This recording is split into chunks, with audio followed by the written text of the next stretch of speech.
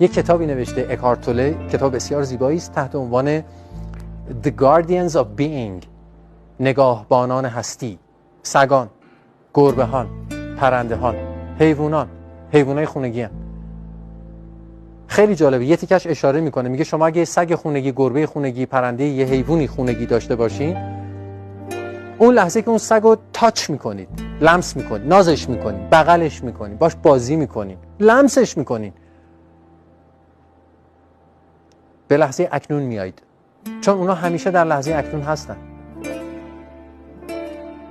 متوجه هستین؟ همیشه در لحظه اکنونه. حتی وقتی شما دلتون گرفته، حالتون بده یا به هم ریخته این، نازش میکنین، بغلش میکنین، باش بازی میکنین، اون لحظات انگار گشایش درونی دارین. اون لحظات، چون اون حیوان واقعا در لحظه اکنون با همه وجودش زندگی میکنه. به ویژه سگا که حالا فرانتال لوبشون هم بزرگتره. مثلا گربه ها کمه فرانتال لوبشون، پرنده ها فرانتال لوبشون خیلی کمه، ولی سگا 7% مغزشون فرانتال لوبه. شما ناراحتین، ناراحت میشه. خوشحالین، خوشحال میشه، دمشو تکون میده، میاد خودشون رو میمالونه به شما، خوشحالیشو نشون میده به شما. حس میکنن، مستقیم حس میکنن. حیونا خیلی خوب میفهمن این حسا رو خوب میگیرن.